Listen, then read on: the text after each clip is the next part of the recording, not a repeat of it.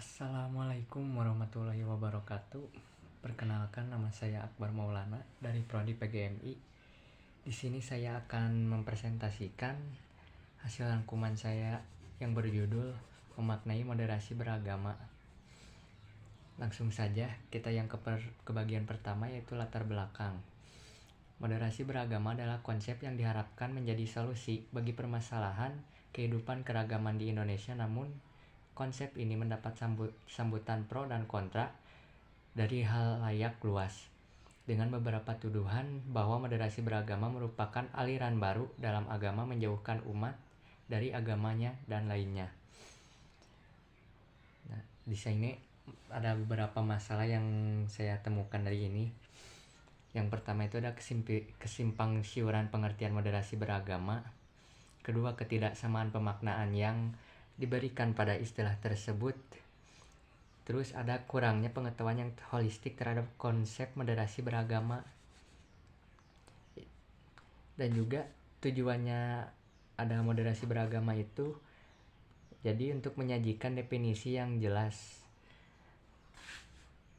Maksudnya definisi yang jelas, jadi kita bisa mencegah kesalahpahaman dan kesesatan berpikir, membawa pihak pengusung dan penolak berada dalam alunan nada yang sama, memudahkan kesalahpahaman publik tentang konsep moderasi beragama. Kita lanjut ke bagian yang selanjutnya. Pengertian moderasi beragama.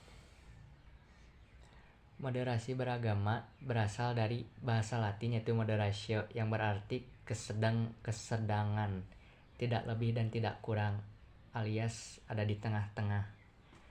Beragama berarti menjalankan ajaran agama.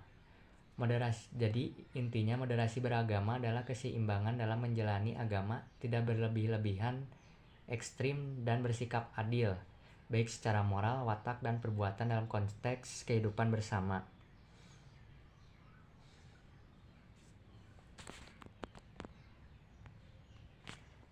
Nah, dan selanjutnya ada frasa kunci moderasi beragama. Yang pertama yaitu ada dalam kehidupan bersama. Jadi maksudnya itu moderasi beragama sebagai penguatan cara pandang, sikap, dan praktik keagamaan dalam konteks relasi antar individu sebagai anggota masyarakat dan warga negara. Lalu tindak tanduk keberagaman harus menjadi tanggung jawab bersama yang harus dipastikan memiliki dampak kenyamanan bagi individu atau kelompok lainnya.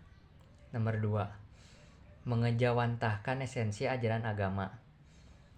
Agama merupakan media yang diturunkan Tuhan untuk menjaga martabat kemanusiaan dan kebaikan bersama. Esensi ajaran agama harus diwujudkan dalam kehidupan sehari-hari untuk mencapai kemaslahatan dan kebaikan. Dan nomor 3, ada menaati konstitusi sebagai kesepakatan bersama.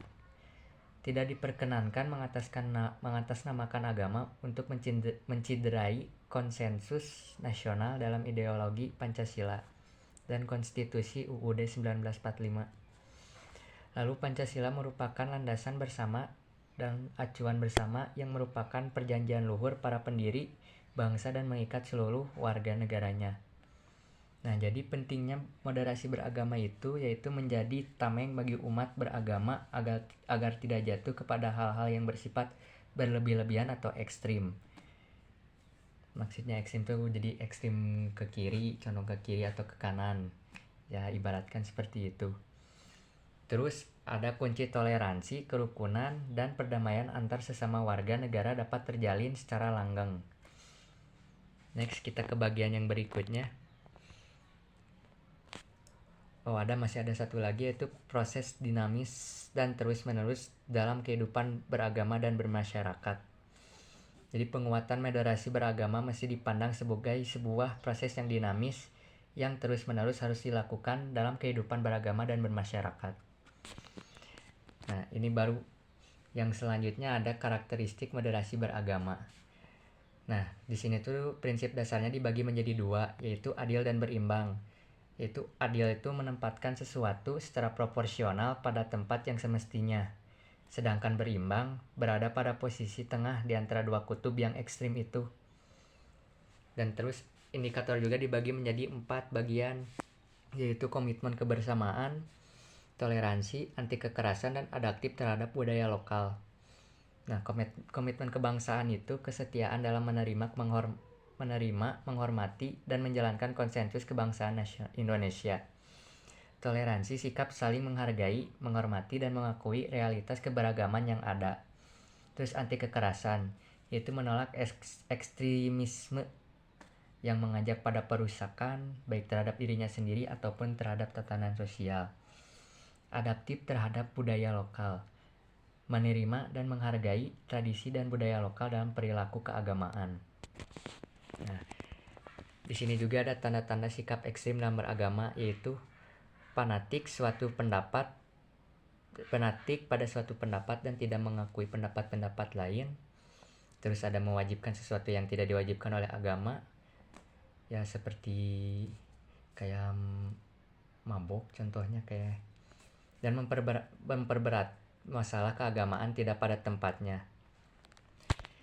Selanjutnya ada penerapan nilai moderasi dalam pembelajaran, meningkatkan kesadaran siswa tentang pentingnya moderasi beragama dalam kehidupan sehari-hari.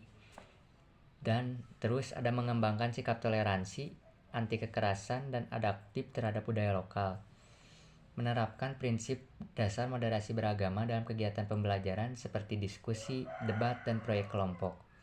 Menggunakan contoh-contoh kasus yang relevan dengan kehidupan siswa untuk meningkatkan pemahaman tentang moderasi beragama.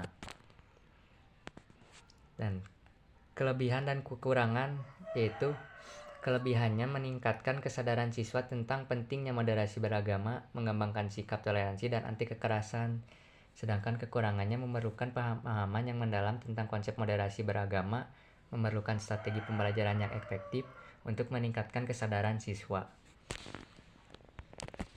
Kesimpulannya yaitu moderasi beragama merupakan sebuah cara pandang, sikap, dan praktik bersama dalam kehidupan bersama.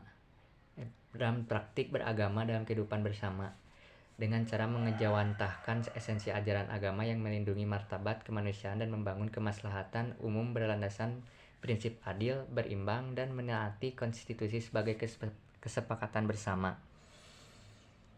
Penerapan nilai moderasi dalam pembelajaran sangat penting untuk membentuk sikap dan perilaku siswa yang seimbang, adil, dan toleran. Dengan memahami prinsip dasar dan indikator moderasi beragama, siswa dapat mengembangkan kemampuan berpikir kritis, empati, dan kerjasama dengan orang lain. Dengan demikian, penerapan nilai moderasi dalam pembelajaran dapat membantu siswa mengembangkan sikap yang seimbang, adil, dan toleran, serta meningkatkan kualitas hubungan antar siswa, guru, dan staf sekolah. Demikian presentasi dari saya. Mohon maaf bila ada percakapan saya yang kurang berkenan atau salah kata. Billahi taufiq wal hidayah. Wassalamualaikum warahmatullahi wabarakatuh.